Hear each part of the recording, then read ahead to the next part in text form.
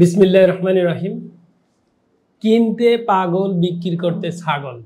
অর্থাৎ প্রবাদ আছে একটা যে ক্রয় করার জন্য মানুষ পাগল হয়ে যায়, বিক্রি করার জন্য ছাগল। মানে যে কীভাবে বিক্রি করবে দিশে পায় না। আসসালামু আলাইকুম রহমতুল্লাহ। আমি নুরুল ইসলাম, মার্কেটিং অফিসার। তো কাজ করছি চা পাতা নিয়ে। আজকে আপনাদের সামনে কথা বলবো যে বিষয়টা হলো যে কিনতে পাগল আর বিক্রি করতে ছাগল। তো পুরো ভিডিওটা আমার সাথে থাকবেন, আর আমার চ্যানেলটি যারা দেখছেন সাবস্ক্রাইব করবেন, সেই অনুরোধ রইল। আশা করি পুরো ভিডিওটার সাথে থেকে আপনাদের কিছু উপকৃত হয় এমন কিছু কথা বলবো মার্কেটিংয়ের ক্ষেত্রে। তো দেখেন, আমরা যখন কোনো কিছু বিজ্ঞাপন দেখি বা কথা শুনি বা কোনো বিজনেস দেখি, তখন আমরা উদ্বিগ্ন হয়ে যাই যে আমরা এই ব্যবসাটা শুরু করবো, আমি এই ব্যবসাটা শুরু করলে আমি লাভবান হব, সেই বিষয়ের উপর কথা বলবো। তো এখানে আমরা কিছু ভুল করে থাকি বা আমাদের যে ব্যবসা থেকে ড্রপ হয় কেন, যা ব্যবসা নামার পরে সেই ব্যবসাটা বন্ধ হয়ে যায় কেন, আমাদের ব্যবসাটা লস হয় কেন, আমরা ব্যবসা থেকে উঠে আসি কেন, সে বিষয়ে কথা বলবো। তো দেখেন, প্রথমত আমাদের যে ভুলগুলো হয়, যাচাই বাছাই না করা, যাচাই বাছাইহীনতা। 2 নম্বর হলো ধৈর্যহীনতা। 3 নম্বর পরিকল্পনাহীনতা, অর্থাৎ পরিকল্পনাহীন। 4 নম্বর হল ইনভেস্ট নিয়ে দৃঢ়তা না থাকা। 5 নম্বর হলো আত্মবিশ্বাস কম থাকা, আত্মবিশ্বাস না থাকা।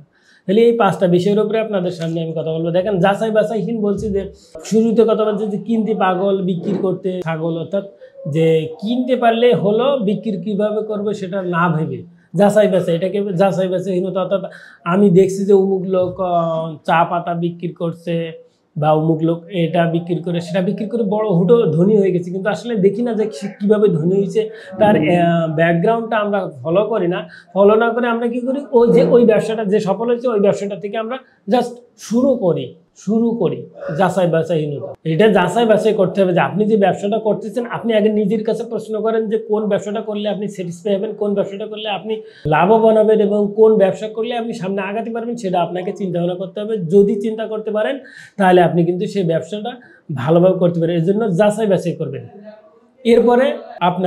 এরপরে ধৈর্যহীনতা, অর্থাৎ আমরা উদ্যোক্তা হতে চাই, বিজনেসম্যান হতে চাই বড় আকারের, বাট আমাদের মধ্যে ধৈর্য কম। অর্থাৎ ধৈর্যহীনতা বলতে এখানে কিছু কথা বলি যে আমরা ধৈর্যহীনতা বলতে যে আপনার দ্রুত লাভবান হওয়া, ব্যবসা দ্রুত বিল্ড আপ করা, ব্যবসা থেকে দ্রুত টাকা আসবে, ইনভেস্ট করার সাথে সাথে লাভ হবে, এমন টেন্ডেন্সি থাকে। আমরা এই টেন্ডেন্সি থেকে নিজেদেরকে বেরিয়ে আনতে হবে, কারণ একদিনে একসাথে বা অল্প সময়ের মধ্যে কখনো কোনো কিছু সাকসেস হয় না।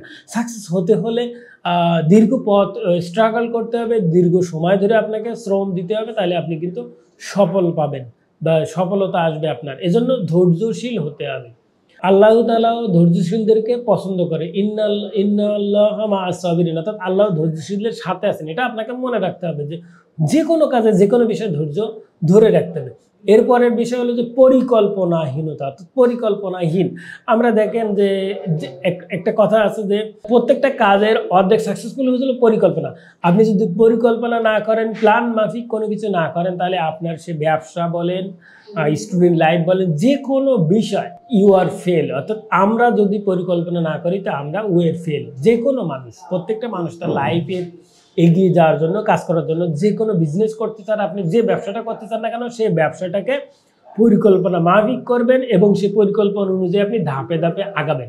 এরপরের বিষয় বলছি যে আপনার ইনভেস্ট নিয়ে দৃঢ়হীনতা, অর্থাৎ ইনভেস্টটা কিভাবে করবে, কেন করবে, কত টাকা করলে তার লাভ হবে, আগে থেকে অঙ্ক করে। ঠিক আছে, আপনি অঙ্ক করেন, বাট আপনার ইনভেস্টার ধরন থাকতে হবে পারফেক্টলি কোন বিজনেস আপনি করতেছেন কিনা। ওই যে পরিকল্পনা, মানে আগেরগুলো বললাম, ওইগুলো আপনাকে সুন্দরভাবে সাজিয়ে, মানে আপনার মেন্টালিটি, আপনি যে ব্যবসা করতে চান সেই ব্যবসার মনের মধ্যে ধারণ করে ওই ব্যবসায়িক কেন্দ্রিক যে লোকগুলো আছে তাদের পাশে যাবেন। আপনি তাদেরকে কি বলবেন যে তাদের থেকে পরামর্শ নেবেন, এবং আপনি যে ব্যবসা করেন না, ধরেন চা পাতার ব্যবসা করতে চাচ্ছেন, আপনি হুট করে একটা ভিডিও দেখলেন, ভিডিও দেখে খুব ভালো লাগলো, আমি সে ভিডিওতে আপনাকে অনেক টাকা লাভ দেখাই দিলাম, কিন্তু ফিল পর্যায়ে যে আপনাকে এত কষ্ট করতে হবে, এটা কিন্তু আপনি ভাবেননি।